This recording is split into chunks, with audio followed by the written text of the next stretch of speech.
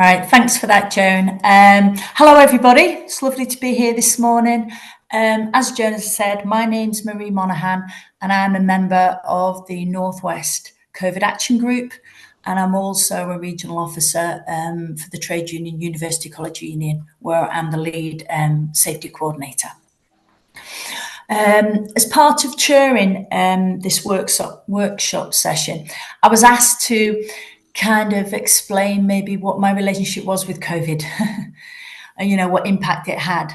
And while I've been lucky enough not to have any direct loss associated with COVID, in my personal family life, I think what it has done is it's took a toll on me professionally, and I think it's probably took a toll on lots of people professionally. If it did or did not impact you in a personal nature. At the beginning of the pandemic, I was responsible for checking all the risk assessments in all the workplaces in the Northwest, all the colleges and universities.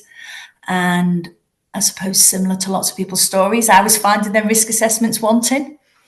My job was to decide if we signed them off, and we didn't sign not one of them off because they weren't good enough. And I think obviously some of the reasons have been covered by what Janet and Jonathan have been talking about, in employer failings. And obviously another concern for us, which no doubt we're going to talk about in this workshop, but also especially in the breakout rooms, I think, is the role of the enforcing authorities, the public health, and especially the safety regulator, the HSE. I had one particular difficult case where I had complained to the HSE about a particular college, and the HSE had actually visited that college. They disagreed with me that the COVID infection controls weren't good enough. They said that they were. And then they left the college. And then 3 weeks later, one of our members died from occupational exposure. And we've obviously pursued that complaint. And while we can congratulate ourselves on getting, the HSE to at least issue a notice of contravention against that employer for COVID legal breaches, you know what? It's disappointing that it had to come after fatality, and it's also disappointing that it was the only one the HSE issued in our sector, or my understanding in the sector, in many other sectors in that year. And I think that's the disappointing bit.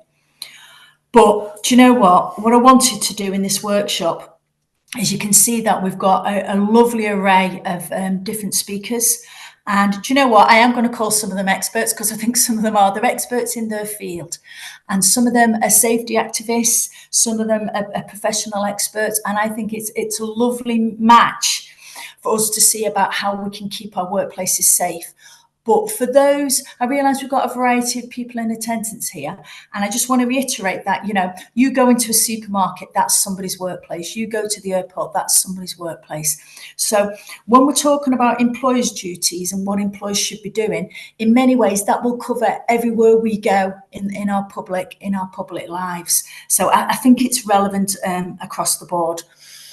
So let me just check I don't forget anything. Yeah, I'll do the housekeeping near the end. What I wanted to do, so as I've said, is we've got 5 speakers, and I'll introduce everybody individually. You can see that I'm actually going to be speaking first, and I'm going to talk about the employee's duties.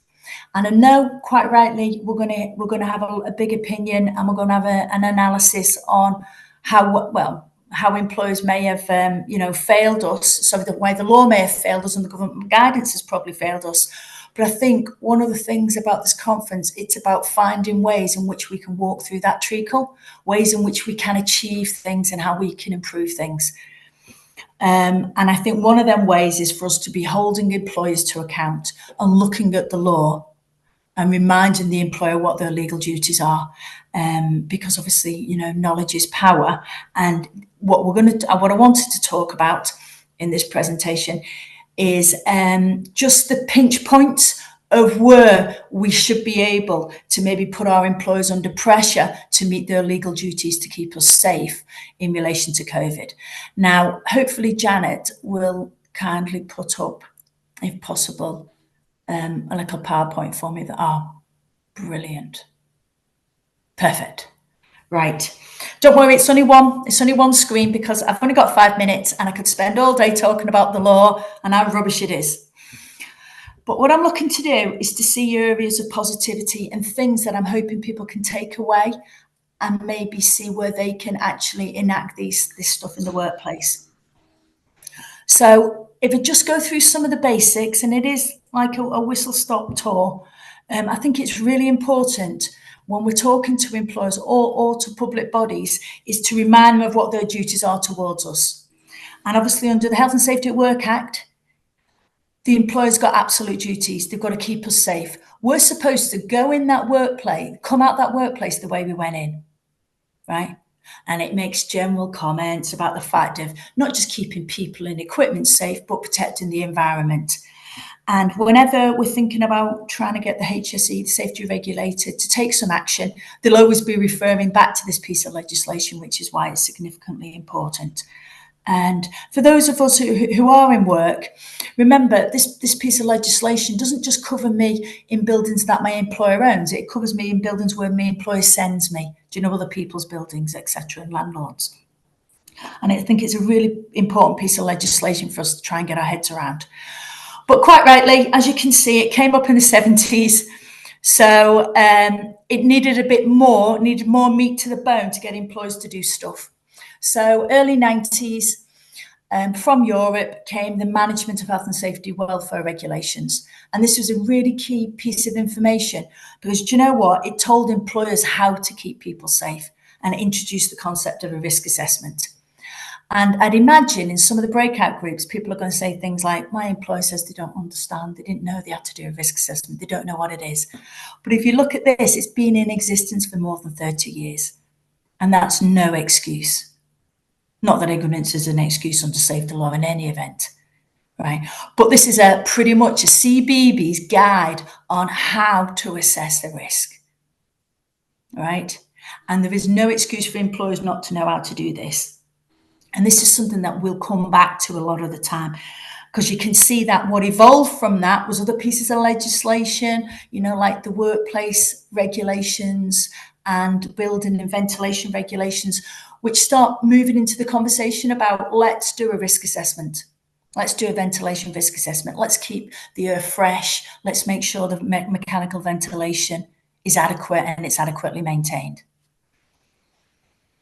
Now, one of the other things I wanted to point out about a piece of legislation that you may want to kind of have in your back pocket is also the Equality Act. Because I think what we want to probably think about doing is how we align equality legislation with safety legislation. So, for example, for those of us who may have a reasonable adjustment plan, it'd be completely valid for you maybe to be asking for long COVID support adjustments. You may be thinking about asking for a collective ventilation risk assessment to widen out that support that you may need. And so it's about trying to kind of think outside of the box there. And then finally, on the left-hand side, you can see that we've got a piece of legislation called the Safety Reps, Safety Committee Regulations.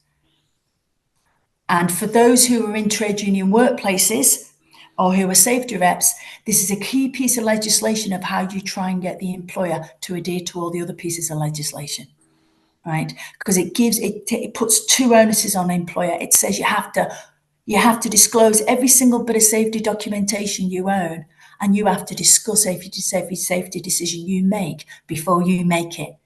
And you've got to talk to a safety rep about that. And that, in theory, should open up the conversation. Now, I'm not suggesting this is easy, but it's certainly one of the ways in which we're going to attempt to hold employees to account, which is obviously one of the most important things that we need to do. Because I think while the law accepts that employers can take into account money and operational requirements, the law also tries to put a duty on the fact that safety should be a priority and it should be treated as such. And I suppose this is where we need to be thinking about where we can use legislation to do that and how we can keep that pressure on. And also how we can deal with the issues associated with enforcement through the safety regulator.